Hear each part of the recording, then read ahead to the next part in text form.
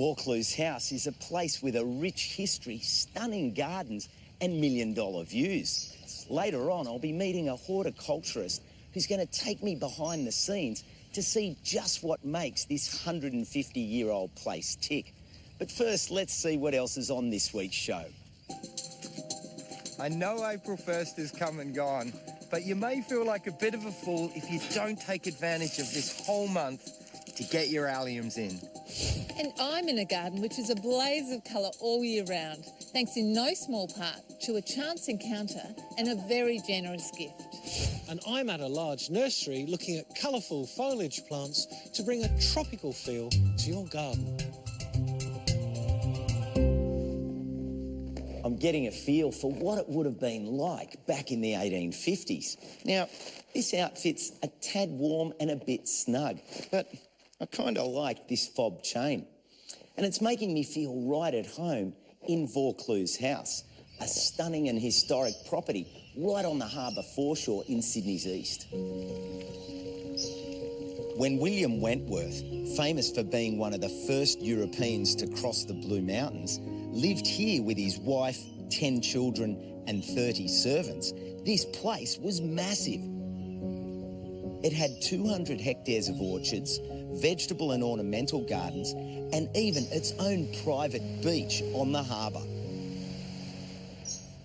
Well, it's time to change these clothes and get into something a bit more comfortable so I can get out and explore the garden. Nowadays, the house and its 10-hectare grounds are managed by the Historic Houses Trust of New South Wales. This is a Victorian garden-esque garden, which means that every plant has its own space. You can see it as a specimen plant, as they would have planted it back in the Wentworth era. Anita Rayner is a horticulturist, and she's inspired by the heritage buildings and, of course, the gardens. I have been here now for 9 years, and I would say this is one of the most beautiful spots in Sydney. And I feel it's a privilege to work in these gardens because they provide a snapshot in time of where we've come from as gardeners in this country.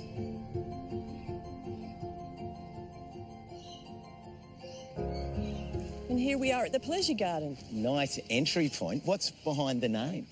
Well, the Pleasure Garden was designed to pleasure the senses. So Lady Wentworth would have brought her guests down here and they would have experienced the pleasure of seeing the plants, the pleasure of hearing the gravel crunching gently under their feet and hearing the breeze.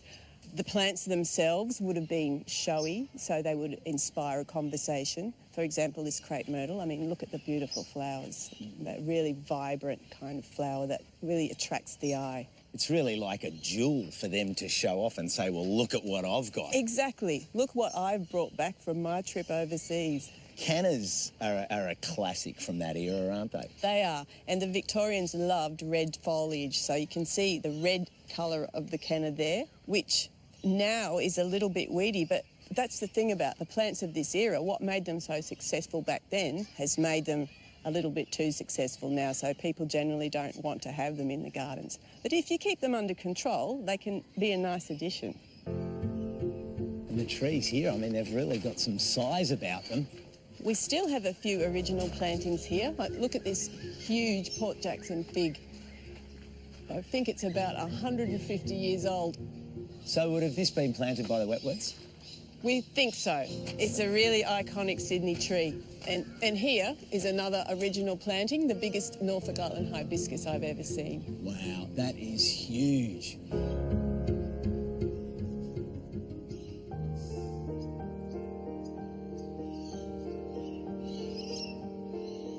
This is one of my favourite areas of the whole garden here in Vaucluse House because this is the productive kitchen garden. And this is what would have fed the Wentworths and their family and their servants because they would have been a long way from Sydney, so they had to provide their own food. What are some of the species here, and are they heritage like the ones in the rest of the garden? Yes, everything in here is an heirloom variety, so we try not to go past vegetables that are later than 1850, or mostly we don't. Like, for instance, this jam melon here, it's not edible raw, but it has a very high pectin content. So what they used to do, if they had strawberries or pineapple, for example, and they wanted to make jam and they wanted to make those things go further, they would fill it out with the jam melon. These melons could be stored for up to a year, so they could even use them longer than the initial period when they made the jam. Here's an interesting old-fashioned pumpkin called a Turk's turban. Yeah. You can see why it's called a Turk's turban, because it looks like a Turk's turban. It does, doesn't it? I'm seeing them pop up in school gardens, and they're nice because it just makes kids think differently about where plants have come from, and there's good stories to be told, really.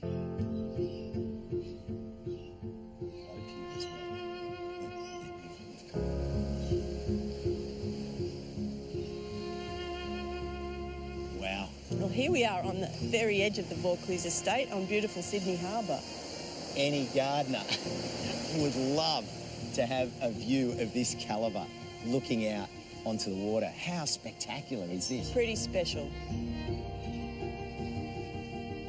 Not only is this a snapshot of our history, it's a publicly owned garden and it's here for everybody to enjoy.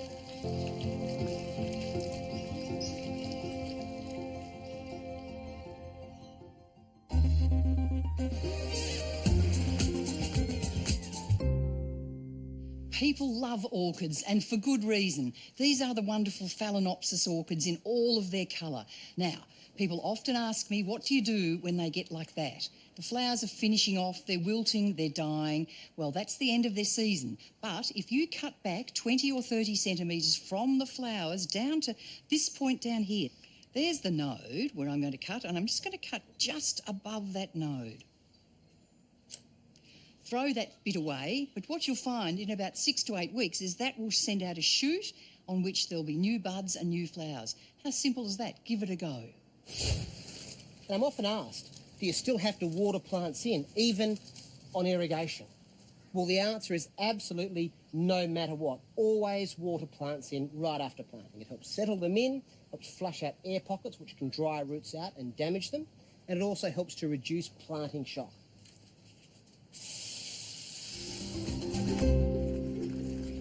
Make a note in your diary. April is allium month. Now you might not know, but allium is the Latin name for garlic. But it also refers to the genus of plants that are onions, chives, leeks, shallots, and of course, garlic. Timing is important for most veggie crops, but for alliums, it's essential. Their growth patterns correspond with how much sunshine they get.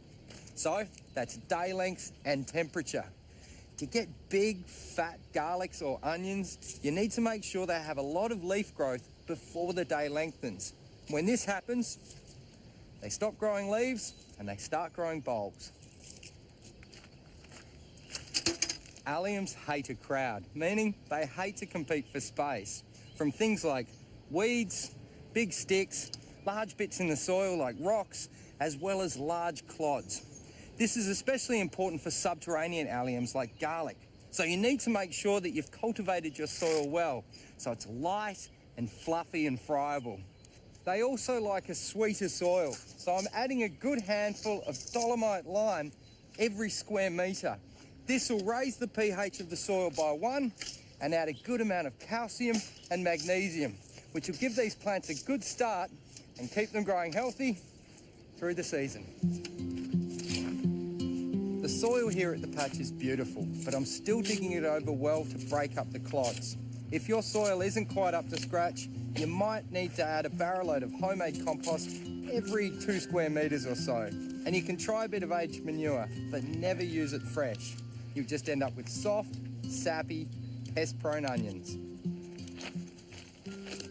There are hundreds of different varieties of garlic, and the good news is there'll be 1 or 2 that are well suited to your conditions. My advice would be try a couple of varieties. They all mature at different times, which means you'll be able to enjoy your garlic for a lot longer throughout the year. I've got 3 varieties today. I've got the Spanish Roja or Spanish Red. It's a tight little bulb that has nice little cloves, really punchy with the flavour. The other one is the Dungansky. It's a pretty monstrous sized bulb. This usually indicates a lack of taste, but I guarantee you that this one is jam-packed full of flavour. And the last one is the elephant garlic. Technically, it's a leek with a nice smooth flavour. And if you're in a warmer part of the country, this might be the variety for you. Break your bulbs apart into individual cloves, remembering to leave the papery coating on. Always choose the biggest of your cloves. These will perform the best. Now here's a good little tip. As garlic needs a good chill to start shooting, I like to plant in furrows, so the cloves are just covered. I found they shoot well, and as they grow, you can backfill around them. Plant them about 15 centimetres apart, and remember, pointy end up. Now I know the elephant garlic is a leek, but plant it just like a garlic. Here's a fairly unusual one. I've had a lot of success with these in my own garden. They're called a potato or multiplier onion, and they get this name because they multiply as rampantly as potatoes do. Now they're a small onion, and you'd be forgiven for thinking they're a shallot. They're in the same group, but whereas shallots are long and skinny, potato onions are short and fat. Now I'm going to give them about 20 centimetres apart because they multiply a lot, and from one bulb you can get up to 30 developing. I've planted a lot of bulbs today, but some plants do better as seedlings, like leeks. Now I know it's getting a little bit late in the season, but this particular variety, Durabel, should go well into the spring. And if they do bolt, then that's not a problem because the flowers are absolutely beautiful. Now you space them about 10 centimetres apart. I like to use a stick. Just make a nice big hole and plant them quite deeply. That way you'll get a good, juicy, succulent stem to nibble on. Probably the easiest and quickest allium to grow would be the spring onion. I've got a variety called Redbeard, which produces a thick red base. They're so simple to plant. Just lay the individual seedlings in a furrow and then backfill to cover the roots. Don't worry about standing the stringy little things up. In a few days, they'll do that themselves. I'm watering in the seedlings of the spring onion and the leeks, but not the bulbs. That's because they're not in active growth, so if you keep them too wet, they can rot in the ground. Well, to recap, April is allium month. Cultivate your soil well, sweeten it with a little bit of lime, and plant them in an open, sunny position. Well, that's shallot.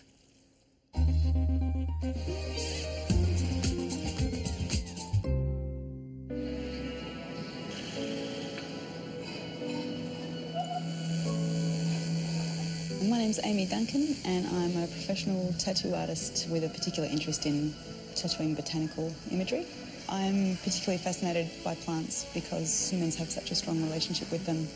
They provide us with food and medicine and all sorts of amazing things that we couldn't do without. I got interested in them when I was about 15. My parents would have liked it if I'd done something a little less unconventional, but they're proud of me now.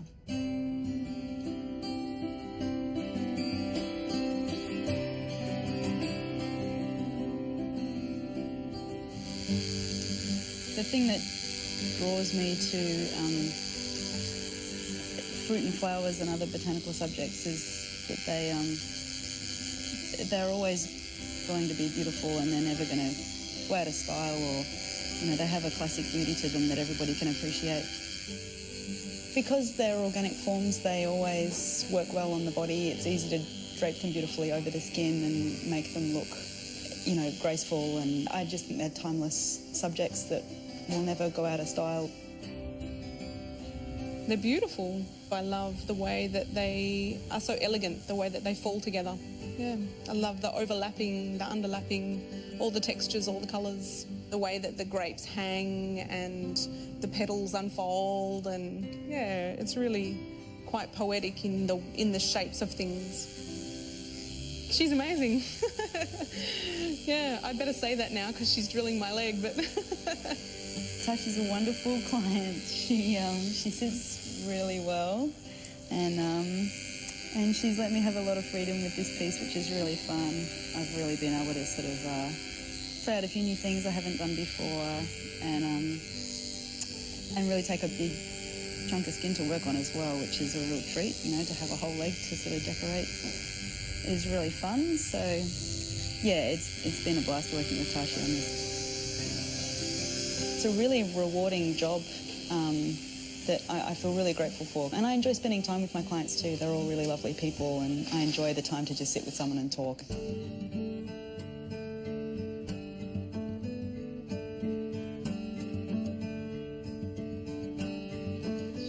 This is a design for a client of mine that I've done a few botanical style tattoos on. She's a gardener and loves her natives. She's got some grevillea in here and some happy wanderer and flowering gum with a little fairy wren on there as well. Native plants are nearly all really hard to tattoo because there's lots of little hard wiry petals, millions of them, that are really hard to capture. So often it's a challenge to simplify them enough to make them appropriate for tattooing. But I also enjoy the fine details.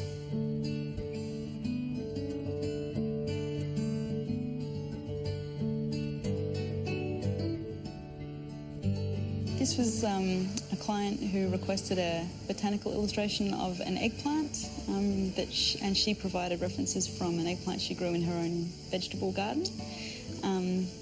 So that was really nice because it meant that she got her own eggplant tattooed on her. That was, something that was special to her, the experience of learning how to garden and learning how to grow her own food. I was really excited when she asked me to do it because it's such an unusual design for a tattoo. I've never done one before, and they are sort of beautiful. There's something about the colour and the simplicity of the form, and I like doing unusual plants. I've definitely got a few more years of tattooing in me yet. Yeah, I'm really enjoying it at the moment. I've got really, really lovely clients and I'm getting to do really fun work. But I don't have my heart set on just tattooing plants necessarily. I'm always open to new things, but I think they'll always be part of what I do because they are just timeless.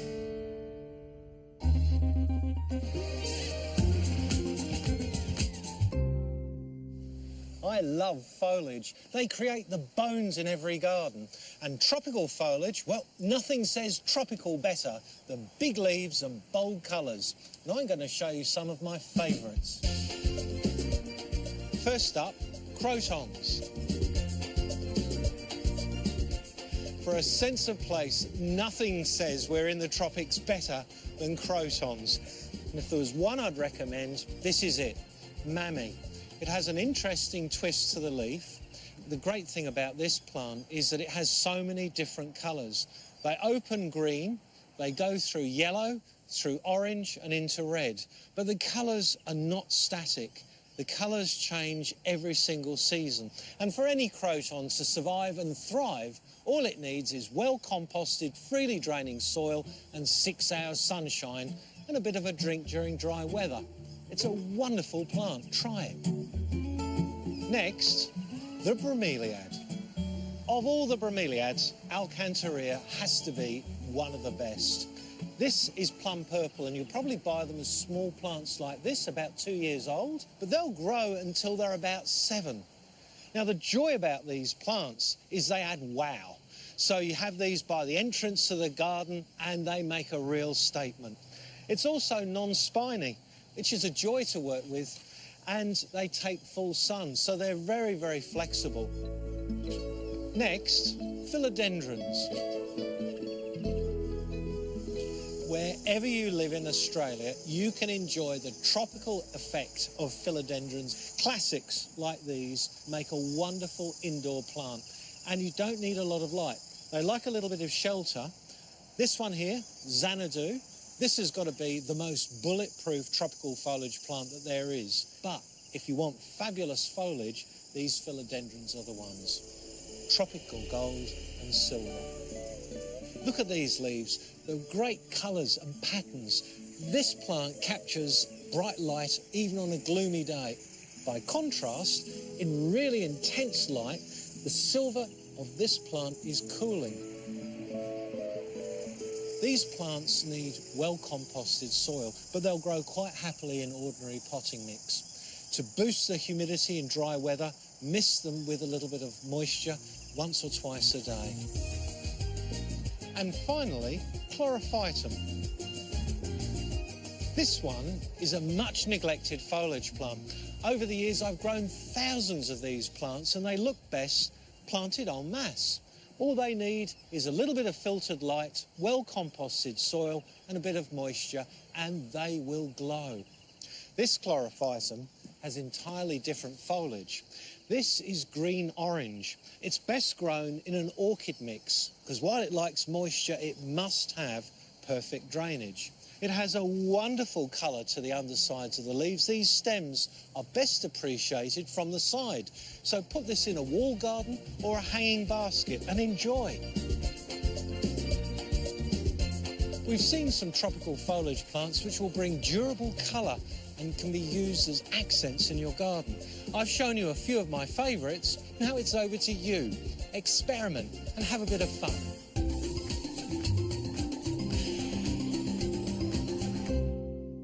This is my homie, a farming hoe that was developed in Asia, and I get a lot of use out of this tool in the veggie garden. It's great for digging little holes for putting seedlings in, as well as making furrows to plant seed.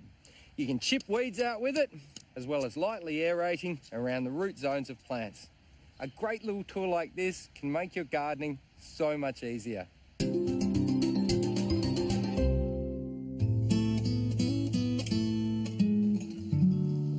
How you going? All right, yeah.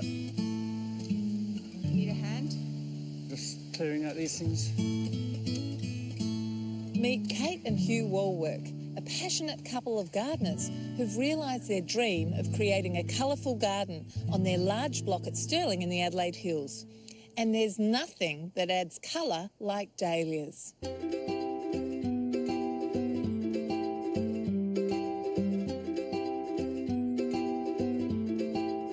You can't tell me this isn't really one of the most beautiful of dahlias. It's not as big and effective as some of them, but it's got much more appeal. Look at that, and I really like the shape, and I think it's very sort of touchable, if you know what I mean. It's just very beautiful. This garden is just gorgeous. How old is it? Well, this part of the garden was finished 14 months ago. We've got single dahlias, we've got fimbriated ones with sort of slightly frilly edges. There are decoratives and cactus. We've really got a collection, really. It's interesting to discover that while they'd always liked dahlias, Kate and Hugh didn't set out to become collectors. In fact, a chance meeting was the cause of it all.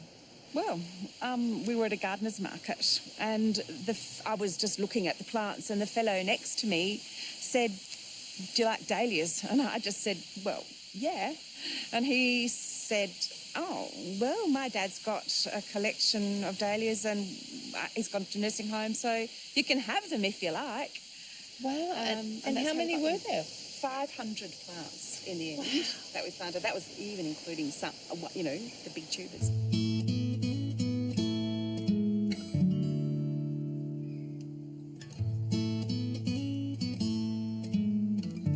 But I had this vision that I was going to have a green garden, that I wasn't going to have any colour at all, and I'd just buy lots of evergreens that I wouldn't have to do very much work at all. I guess but Hugh likes colour. I like an outrageous amount of colour, so and he wanted it all year round. So, yes, it adds more fun, makes it more interesting.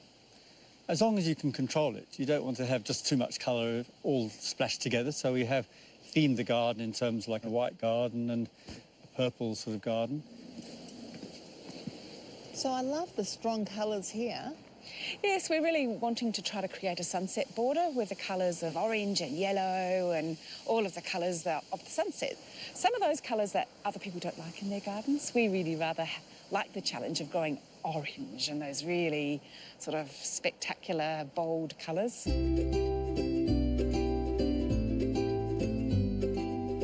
While they dominate the summer months, dahlias don't tell the whole story of the garden.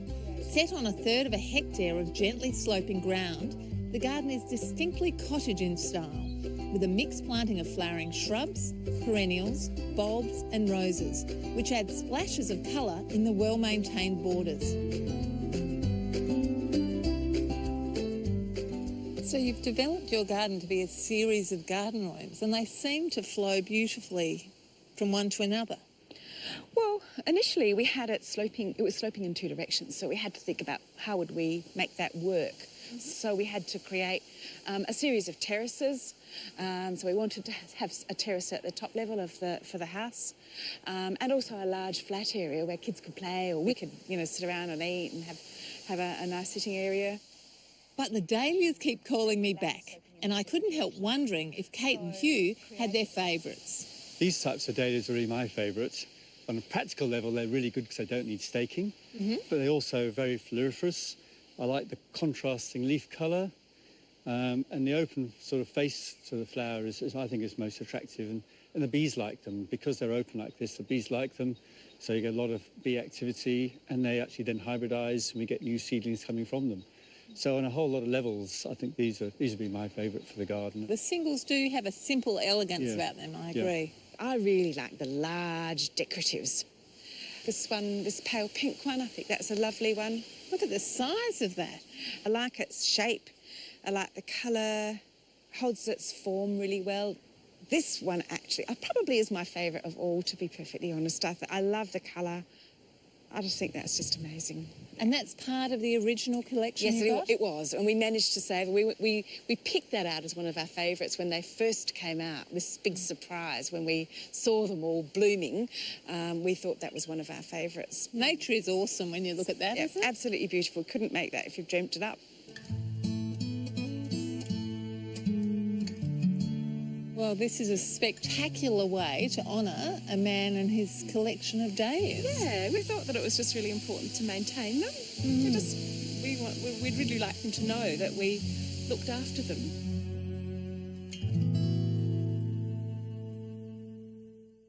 Well, that's it for this week. Now, it's a great time of year to spend some time outdoors. So why don't you get out there and get stuck into a garden project of your own this weekend? In the meantime, here's what's coming up on next week's show. To stay looking good, native plants do need maintenance, and I'll give you some useful tips on how to go about it.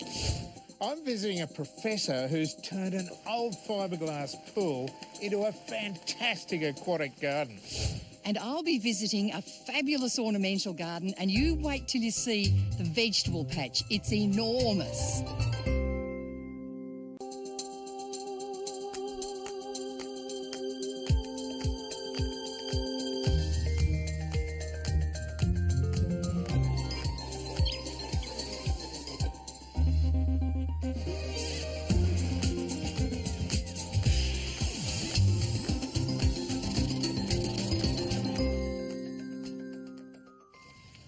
Vaucluse House is a place with a rich history, stunning gardens and million-dollar views. Later on, I'll be meeting a horticulturist who's going to take me behind the scenes to see just what makes this 150-year-old place tick.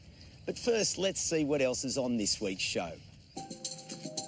I know April 1st is come and gone, but you may feel like a bit of a fool if you don't take advantage of this whole month to get your alliums in. And I'm in a garden which is a blaze of colour all year round, thanks in no small part to a chance encounter and a very generous gift. And I'm at a large nursery looking at colourful foliage plants to bring a tropical feel to your garden. I'm getting a feel for what it would have been like back in the 1850s. Now, this outfit's a tad warm and a bit snug, but I kind of like this